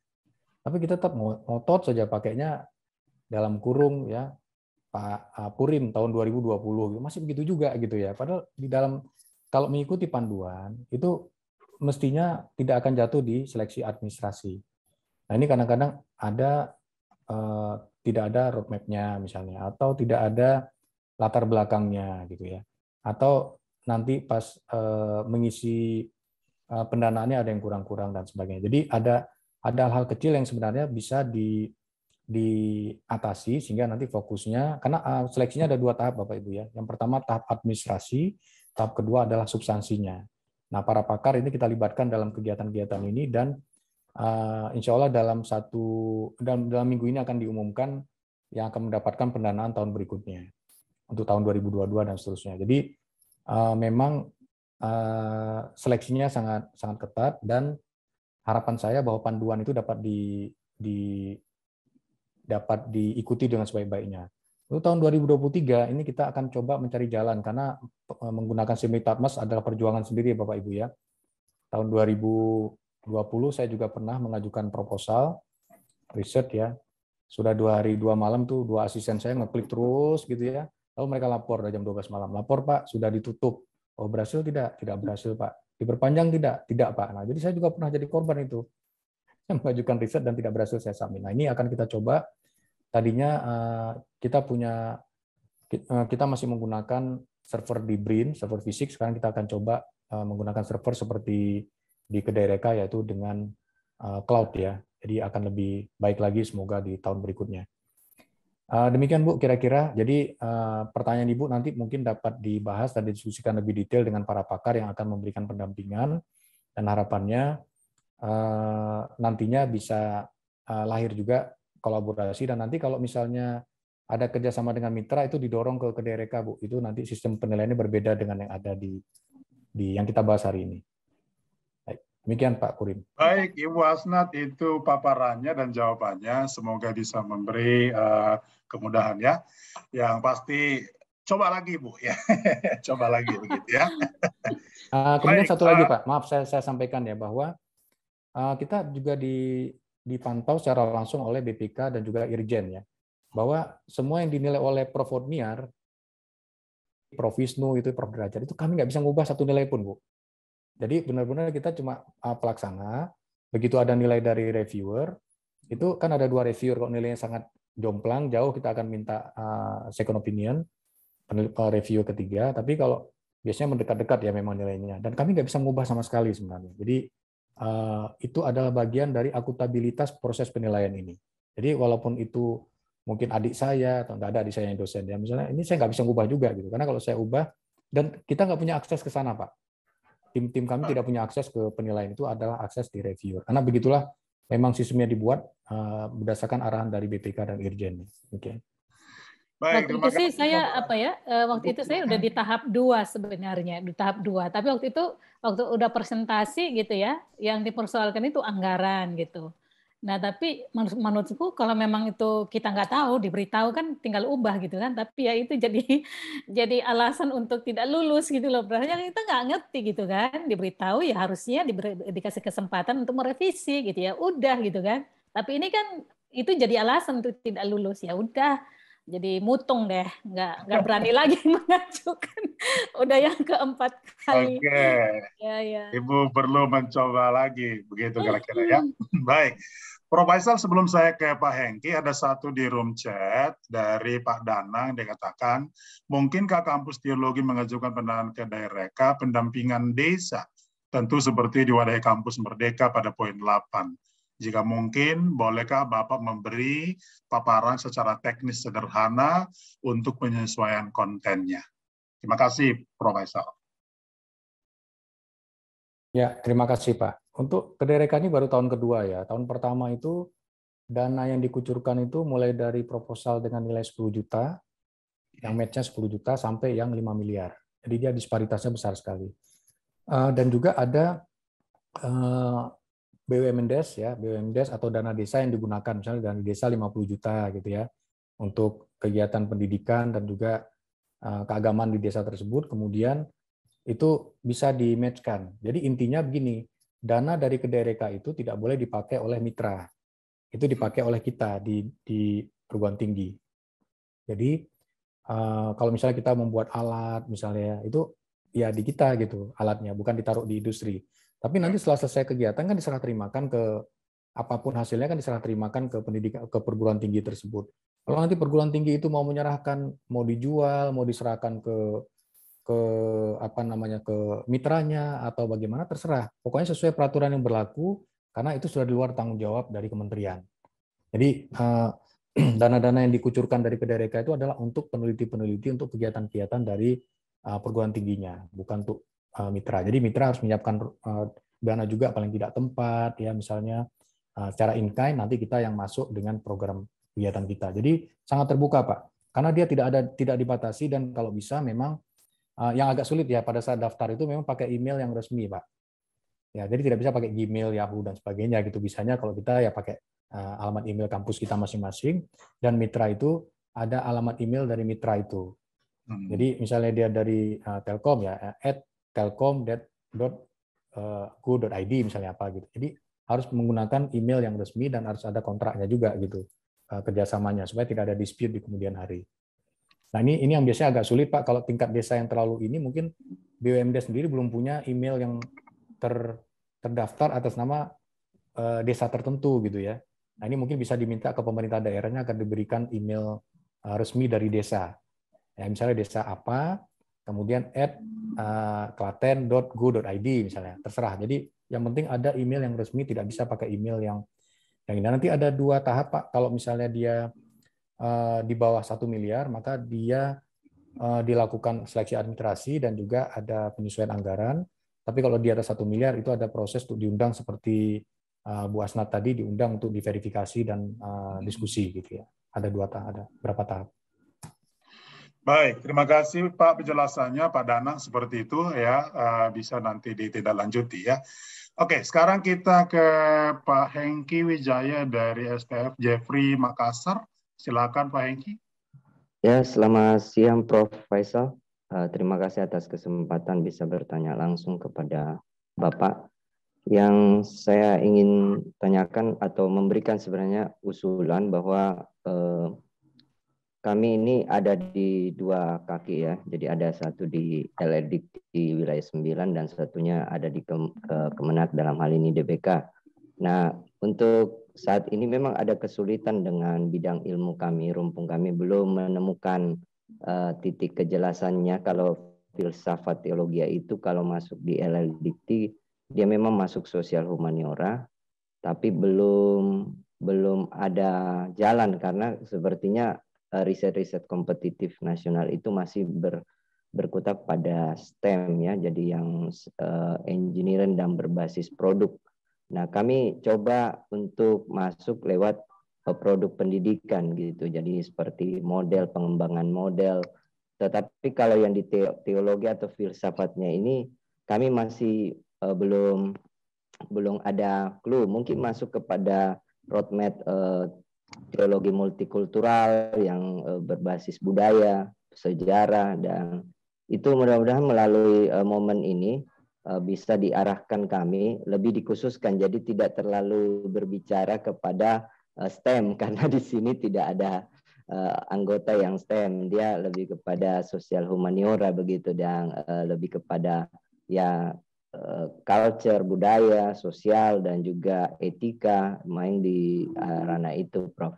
Jadi itu yang pertama dan juga kami tahu bahwa Persetia juga ini kami sudah mulai bangkit-bangkit dalam pengelolaan jurnal juga sebagai inputan ide-ide mereka ke dalam ini dan kiranya bisa tambah banyak jurnal yang masuk ke Sinta sehingga karena ada banyak nih STT ini ada 300 Prof sebagai informasi di bawah Kemenak GBK ini, Prof. Jadi itu aja yang saya mau sampaikan, Prof. Terima kasih. Terima kasih Pak Hengki. Pak Prof. Faisal, silakan kalau mau direspon, Pak. Ya, ini sebenarnya masukan ya Pak. Bagus sekali Pak Hengki. Saran saya begini Pak, daripada nanti secara parsial usulannya, karena ini lebih tepat ke Direktorat Kelembagaan ya Pak ya, yang mengelola, dan juga Setdikjen yang mengelola LL-Dikti dan juga PD Dikti. Jadi bisa bersurat mungkin atas nama Persetia gitu ya. Kemudian menyampaikan concern yang tadi disampaikan oleh Pak Hengki tadi, di mana bidang pendidikan dan teologi ini nanti masuk di bidang yang mana gitu. Nanti dia bisa disiapkan secara kelembagaan oleh Direktorat Kelembagaan. Jadi sebaiknya ditulis secara resmi Pak, sehingga nanti responnya juga akan secara resmi juga. Karena memang tantangannya yang Bapak Ibu bisa lihat tadi yang saya ceritakan ya, bahwa sebagian besar itu konsorsium-konsorsium yang kita angkat itu adalah yang bidang sosio-humaniora sebenarnya.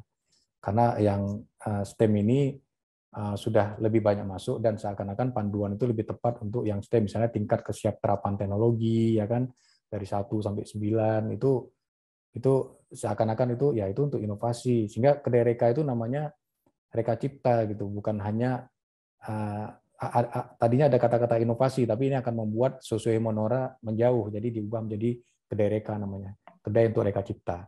Jadi harapannya agar penguatan di bidang sosio-humaniora ini juga akan lebih kuat, dan juga sayangnya sampai saat ini belum dibagi secara khusus ya, klaster yang misalnya untuk sosio-humaniora nanti posnya ada di sini gitu ya. Kemudian untuk STEM posnya ada di sebelah mana gitu. Ini mungkin nanti bisa didiskusikan dengan para pakar, karena kami sering rutin sekali bertemu dengan bapak para pakar yang menyusun panduan.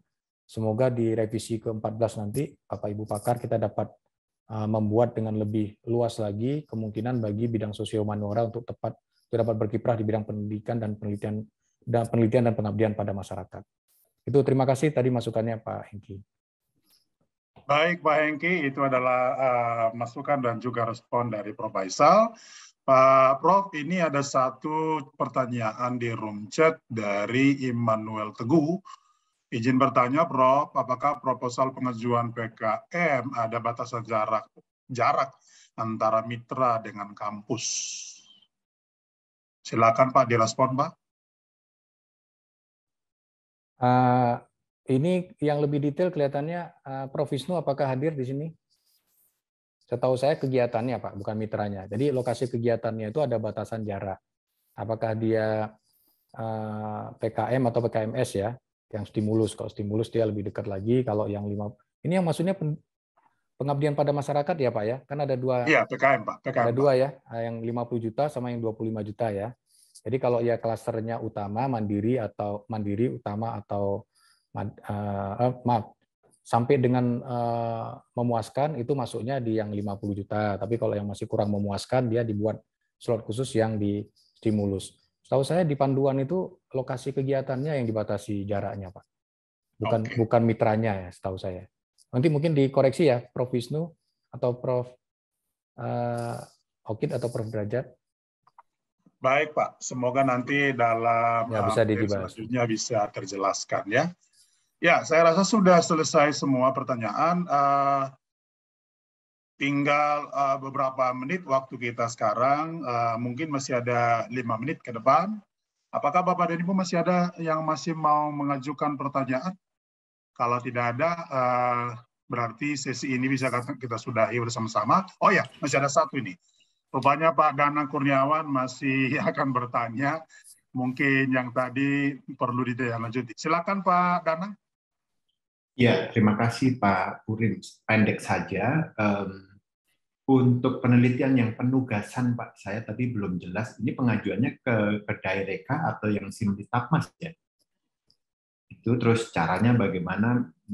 Itu menurut saya lebih mudah ya, cari banyak peneliti begitu, terus anggarannya besar begitu.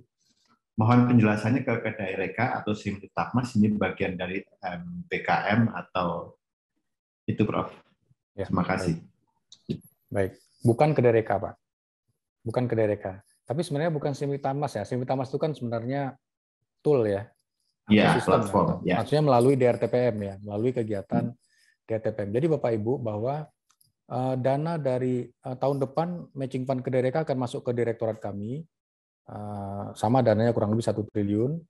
Jadi itu competitive fund untuk penelitian pengabdian pada masyarakat dan ke DRK itu dari BOPTN penelitian.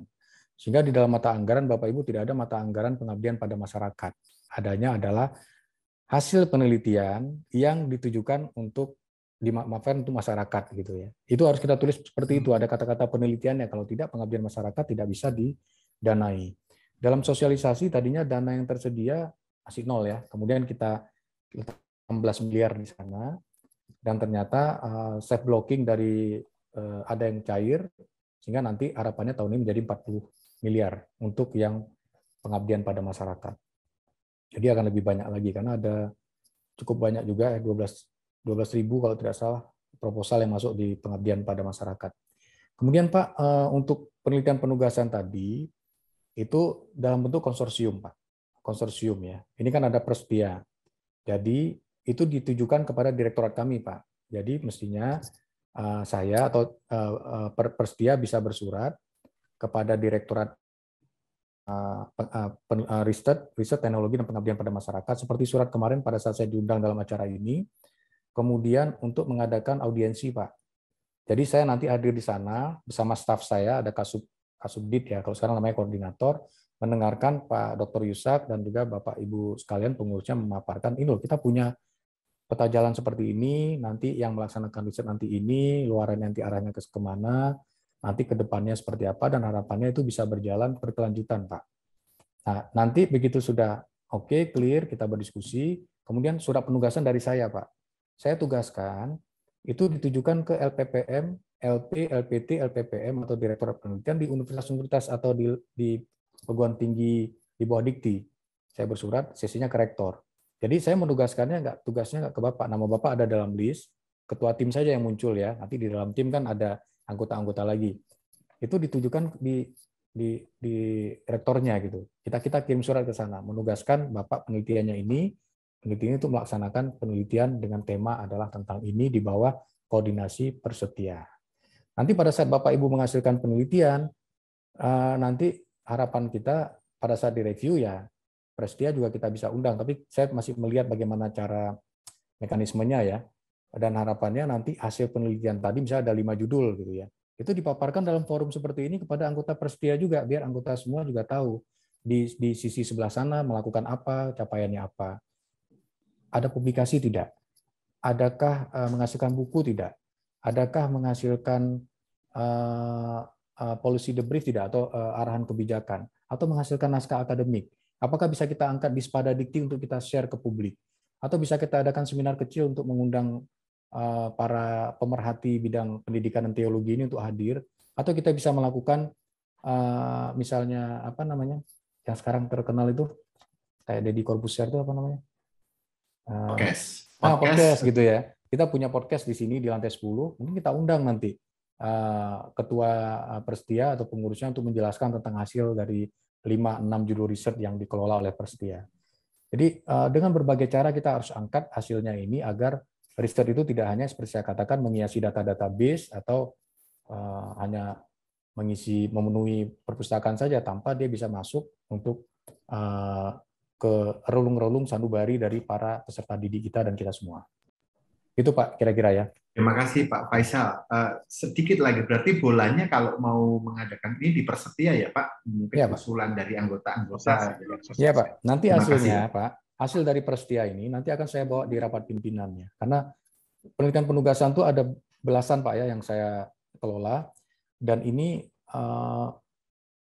apa namanya, tanggung jawabnya sangat berat karena dia tidak proses kompetisi, jadi akan diawasi secara ketat oleh BPK dan Irjen juga bahwa penugasan yang kita berikan ini memang memberikan impact yang luas gitu ya, yang baik gitu. Jadi ada misalnya menilai mereview kurikulum dari Ivy League ya, untuk kemudian diterapkan di Indonesia gitu. Ada penegasan khusus tentang itu di ahli pendidikan yang kita tugaskan. Untuk misalnya bidang kesehatan itu ada tentang pendidikan kebijakan pendidikan kedokteran di Indonesia itu ditugaskan, ada 6 universitas yang ditugaskan, ada konsorsium yang mengawali. Jadi begitu dia ada seperti ada kalau tidak ada persedia, malah saya khawatirnya tidak akan bisa, Pak, tidak ada jalan. Tapi ada persedia, ini sebenarnya jalan nih. Nanti yang meminta audiensi dari persedia, mengundang anggota-anggotanya, nanti kita akan hadir, mungkin 1 jam, 2 jam kita berdiskusi, oke Pak, lalu kita memberikan penugasan. Tapi persedia nanti juga ikut mengontrol gitu hasil-hasilnya, Pak. Apakah nanti akan dibukukan atau nanti akan itu dia lebih fleksibel, Pak. Tidak harus hasilnya nanti jurnal, misalnya kalau ada jurnal itu bonus ya. Kemudian ada misalnya menghasilkan buku, ada yang menghasilkan kebijakan dalam bentuk naskah akademik, ada yang menghasilkan macam-macam, Pak. Hasilnya bisa kita bahas nanti diskusikan. Baik, terima kasih Pak Faisal atau Prof. Faisal dan Pak Danang. Saya pikir penjelasan yang sangat komprehensif tentang itu ya. Jadi asosiasi yang akan maju begitu, nanti kemudian akan ada kolaborasi dengan sekolah-sekolah. Prof. Faisal, masih ada 1 pertanyaan di room chat dari Pak Julius Thomas bertanya, mohon izin Prof, apakah berbeda peluang dapatkan dana hibah penelitian dan PKM untuk akreditasi sesuai peringkat unggul, baik sekali dan baik, atau sama-sama ada peluangnya? Nah, ini rasanya mau mencoba menghubungkan dengan konteks akreditasi yang dimiliki sekolah yang bersangkutan, Pak. Silakan, Pak. Ya, ini sangat teknis, nanti dijawab oleh pakar ya. Tapi secara prinsip, Pak, selama Bapak bisa masuk dalam suatu skema, itu peluangnya sama, Pak. Oke. Ya, jadi apakah dia klaster mandiri atau klasternya unggul atau apa, selama dia bisa masuk dalam satu skema yang kita siapkan, maka peluangnya sama. Baik, saya kira jelas ya, Pak Julius ya. Jadi semua punya peluang asal bisa memenuhi prasyarat dan juga ketentuan-ketentuan yang sudah disampaikan. Baik, Prof. Faisal, kita sudah di 10.31. Barangkali apakah masih ada dari Bapak Ibu yang mau bertanya? Kalau tidak ada, mungkin saya memberikan waktu kepada Prof. Faisal. Barangkali ada closing statement yang akan disampaikan kepada kita untuk mendorong bahkan juga memotivasi sekolah-sekolah, dosen-dosen bahkan juga asosiasi dalam konteks penelitian dan juga pengabdian pada masyarakat. Silakan, Bapak. Ya, Pak. Jadi Bapak Ibu sekalian, saya merasa sebenarnya bahwa pendekatan multidisiplin ya itu sangat kita butuhkan sekarang. Tidak hanya kita tumbuh dan besar, merasa besar dengan bidang kita masing-masing. Karena saya dari bencana, saya ingat bahwa ada satu pernyataan yang sangat penting ya, bahwa disaster is everybody business. Ya, jadi tidak ada misalnya orang kamu hadir di dalam sebuah konferensi kebencanaan. Itu sangat penting. Kalau kita sudah menata ruang, orang hukum tidak masuk untuk membagi penataan penggunaan ruang itu, maka ancaman bencana itu menjadi nyata. Misalnya kawasan sempadan pantai, sempadan sungai sudah ditetapkan, penegakan hukum tidak ada, akan menimbulkan permasalahan. Dan saya juga pernah terlibat dalam suatu kegiatan yang amat sangat sulit untuk masuk dalam struktur masyarakat, sehingga kami melibatkan dari IAIN waktu itu, UIN, sekarang jadi UIN ya. Berpuluh tahun lalu kami mengundang UIN untuk hadir waktu itu di Tawangmangu untuk kemudian masuk sehingga kegiatan penguatan kapasitas masyarakat melalui sistem peringatan dini itu dapat berjalan dengan baik. Jadi saya selalu mengatakan bahwa kita bukan man of steel, kita bukan Superman ya. Dalam setiap kegiatan saya selalu melibatkan ahli dari sosiologi, ahli psikologi, ahli masyarakat yang sosiologi pedesaan itu selalu terlibat dalam kegiatan kami. Bahkan akhir-akhir ini saya malah pairing dengan ahli antropologi, Bapak Ibu, untuk bisa masuk dalam penerapan multi hazard early warning system di negara kita. Jadi saya yakin bahwa dengan pendekatan, apalagi kita punya misi ya Bapak Ibu, tadi saya sebutkan agar kita dapat melahirkan future leader yang memiliki jiwa kebinekaan yang global gitu. Ini sangat besar peran dari pendidikan dan teologi ini agar para mahasiswa kita menjadi mahasiswa yang unggul dan utuh tersebut. Dan itu bisa masuk dari segala bidang Bapak Ibu, dalam segala bidang pendekatan. Misalnya bidang stunting di MBKM ada sekarang mahasiswa penting yaitu mahasiswa peduli stunting. Itu bisa masuk dari segala aspek sebenarnya Bapak Ibu di bidang-bidang ilmu kita. Karena yang saya sampaikan tadi bahwa Ki Hajar Dewantara mengatakan belajar sepanjang hayat ya, bahwa kita semua bertanggung jawab terhadap itu apapun bidang ilmu yang kita miliki. Saya kira demikian Pak Kurim yang dapat saya sampaikan. Dan mohon maaf kalau ada yang kurang-kurang nanti diperjelas oleh para pakar karena saya tidak menguasai 100% bidang teknis. Nanti para pakar akan lebih mempertajam lagi pertanyaan-pertanyaan terkait teknis tadi. Terima kasih. Baik, sekali lagi Saya tunggu kasih, nanti Prof. saya tunggu dari Persetia ya, Pak Purim ya dan kawan-kawan. Ya, Pak. Kapan kita dapat dan kalau bisa agak cepat Pak, kalau bisa surat tugas itu sudah keluar di bulan Mei agar Bapak punya waktu untuk menyelesaikan. Dan harapan saya Pak tidak hanya di tahun ini Pak, tapi ke depan itu secara berkelanjutan itu Persetia dapat mengawal peta jalan risetnya dalam penguatan pendidikan dan teologi di Indonesia. Terima kasih. Baik, terima kasih Prof. Faisal. Ini sebuah peluang yang luar biasa untuk Persetia dan anggota-anggotanya. Dan kami berterima kasih untuk paparan Bapak yang sudah disampaikan pada kami pada hari ini. Ya, kami berharap biar ke depan Persetia dan juga seluruh anggota bisa mengimplementasikan secara baik.